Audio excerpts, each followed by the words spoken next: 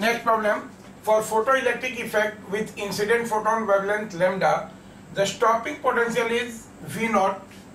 Identify the correct variation of V naught and lambda and V naught versus 1 by lambda. Now these are the four options जिसमें दिए हैं V naught और lambda, V naught और lambda और V naught by 1 lambda, V naught by lambda. ये graph है हमारे पास, right?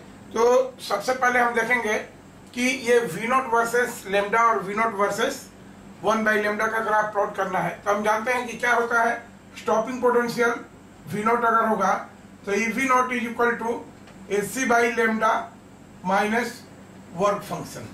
ये फॉर्मूला बहुत पॉपुलर है, इसको हम जानते हैं. और यहां से हम अगर V naught के लिए एक्सप्रेशन निकालेंगे तो दिस इज, इसको रीअरेंज करते हैं HC by E into 1 by lambda minus work function divided by E. ये हुआ. अब देखिए हमको V naught और 1 बाई lambda में ग्राफ प्लॉट करनी है.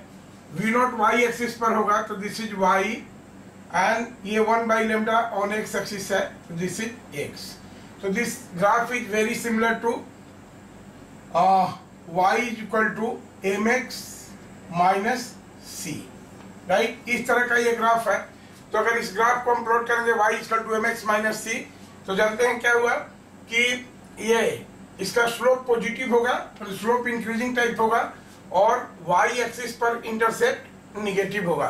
तो इन चारों ग्राफ को ये करने से अगर सिंपली अगर इस ग्राफ को हम ये करें तो it is something like this is V naught, right?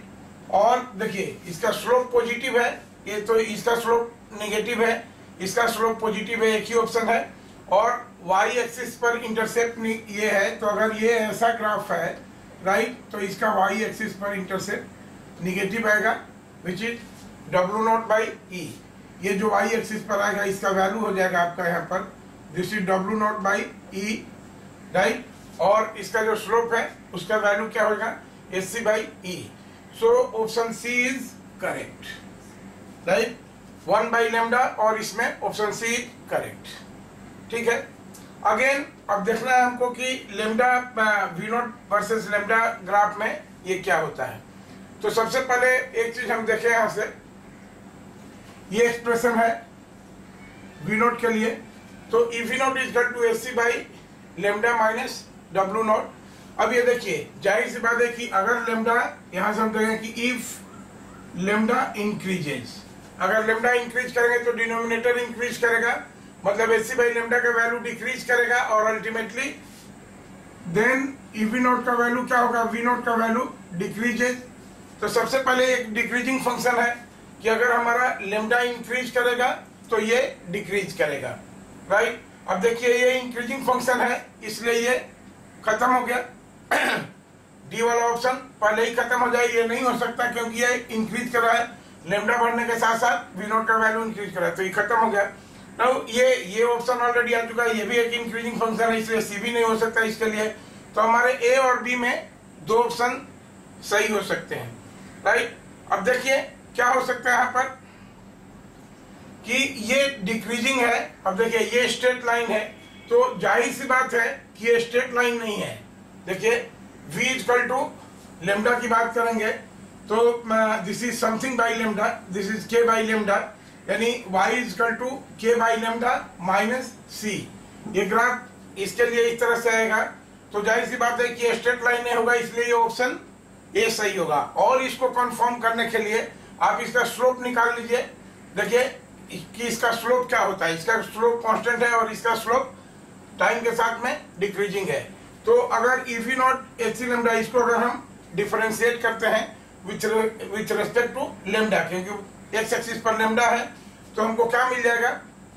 देखिए ये V naught के लिए एक्सप्रेशन ये है, यहीं से करें. V naught के लिए एक्सप्रेशन ये है V naught is equal to HC by 1 by lambda minus इतना. तो यहाँ से हम dV naught by d lambda ये पूरे एक्सप्रेशन को with respect to lambda differentiate कर रहे हैं.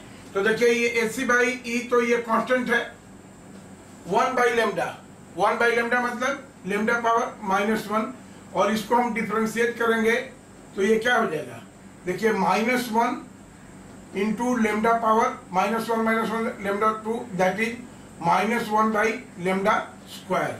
तो ये हो जाएगा, इसको करेंगे तो this is minus n 1 by lambda square, और ये तो कांस्टेंट है, ये तो कांस्टेंट है w बाई, इसलिए इसका हो जाएगा 0।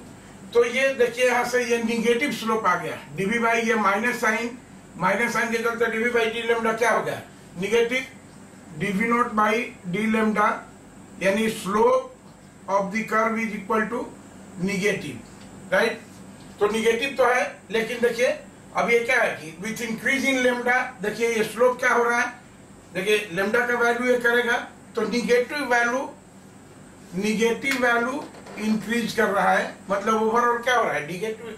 देखिए लेमडा अगर यहाँ पर माइनस ये आ गया, तो अगर लेमडा इंक्रीज करेगा तो निगेटिव वैल्यू, स्लोप का वैल्यू निगेटिव है वो डिक्रीज कर रहा है, तो करेक्ट ऑप्शन क्या हो जाएगा आपका, ऑप्शन ए।